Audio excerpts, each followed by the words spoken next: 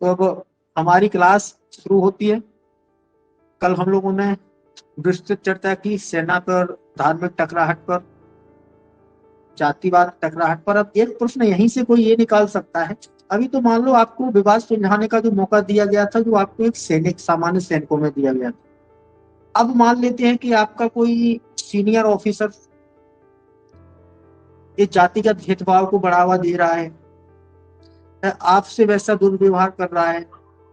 मान लेते हैं आप वहां पर धर्मगुरु में ब्राह्मण जाति से हैं, मतलब धर्मगुरु कोई भी जाति से हो सकता है, लेकिन आप लोग यदि ब्राह्मण जाति से हैं और कोई आपसे जो निम्न जाति मानी जाती है, मेरी निगाह में तो नहीं है लेकिन मानी जाती है जो वर्तमान समाज में, तो वो कोई आपका सीनियर ऑफिसर है,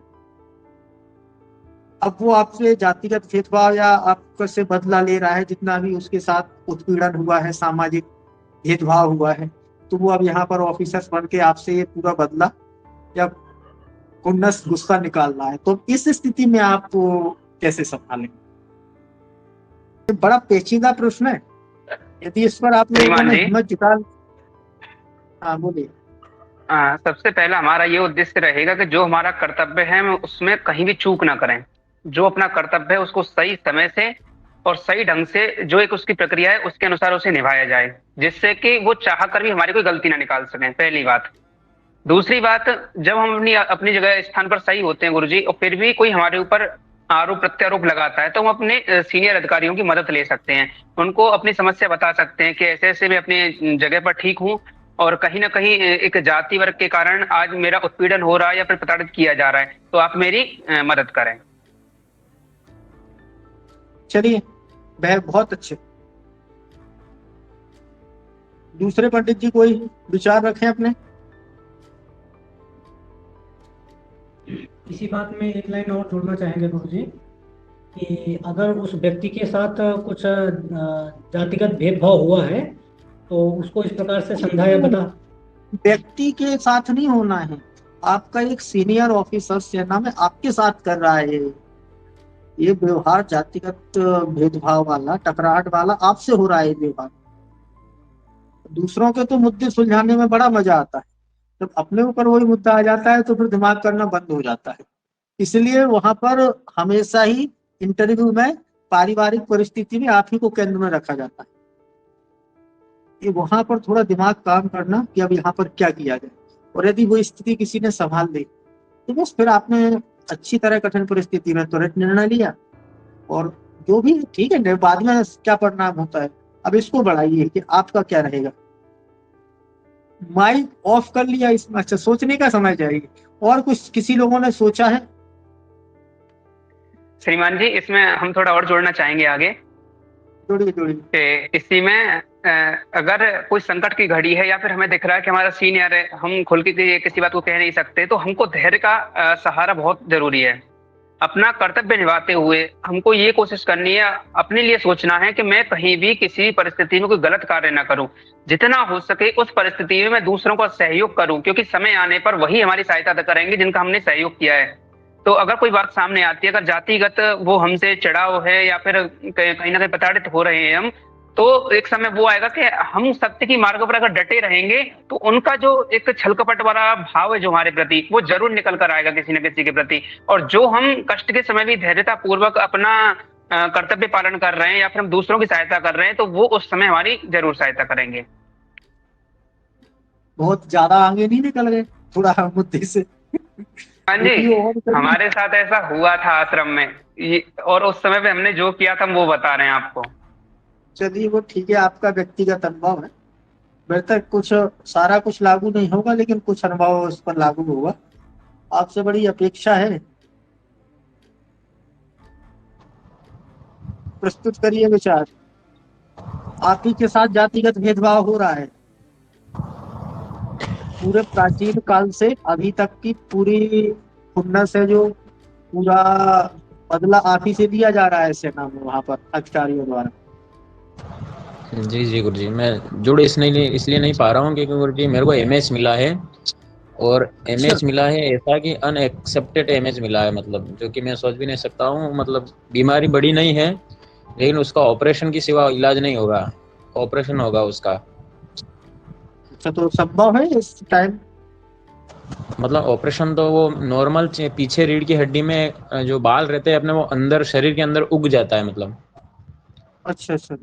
जिसको सीनस करके कोई बीमारी बोलते हैं, उससे फिर जिनके सीरियस होती है उनके ब्लड निकलता है वहाँ। मेरे तो नहीं है कोई किसी भी प्रकार की प्रॉब्लम, लेकिन उन्होंने पॉइंट दे दिया है, तभी मैं 3 दिन से हॉस्पिटलों के चक्कर का।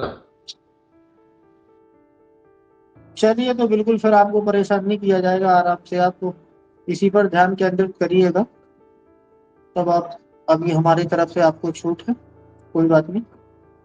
चलिए नेक्स्ट, जो लोग अभी अपनी दौड़ कवर कर रहे हैं, अम्बेश नौटियाल, ठीक ठाक है सारा उत्तराखंड में कि कोई अभी परिस्थिति हमारे विपरीत है? गुरुजी सलाह उत्तराखंड जो के है लिए तो जरूर पूछ लीजिए, ये हम सब लोगों के लिए फायदा है। नहीं बताइए, बोलेंगे, बोलिएगा।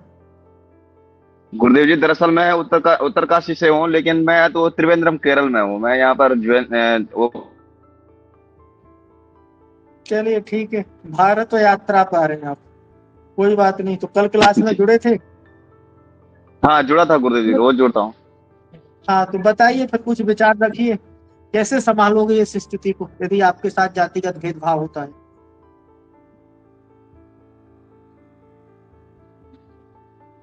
गुरुदेव जी, हमारे जो आर्मी के अंदर तो यही होता है कि सीनियर ने जो बोल दिया,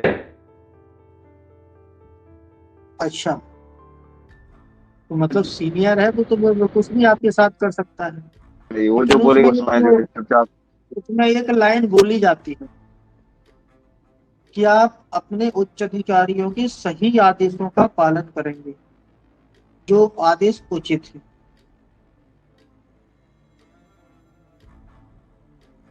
अब ये थोड़ी है किसी को आपसे बदला या किसी विशेष क्षेत्र से उसकी व्यक्तिगत उसका विवाद हो, वो आप लोगों को सेना से जाके और बोले इनको मार पिटाई करके उड़ा दो,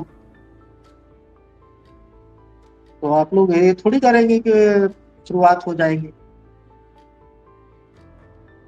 नहीं होंगे ना। तो एक वैध आदेशों को मानने का ये कसम खाई जाती है वहां पर।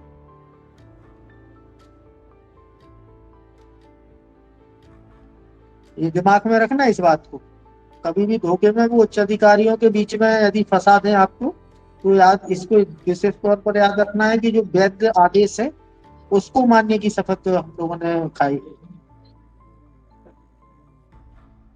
गुरुदेव जी, अगर मेरे यदि को ये क्वेश्चन गुरुदेव जी, अगर मेरे को ये क्वेश्चन पूछा जाए तो मैं यही बोलूंगा कि श्रीमान जी, मेरी जो है सर है, आज तक तो ऐसा कभी देखने को मिला नहीं, लेकिन अरे, ये अगर हो भी कैसे जाए। तुम प्रश्न को काटते हो यार, अभी देखने को मिला नहीं, आपको थोड़ी वो दिखा रहे हैं, ये समझ में नहीं आती मुझे बात। मैंने बोल दिया बस, आपके साथ ऐसा व्यवहार हो रहा है, आप तो उस परिस्थिति से निपटने के उपाय बताइए।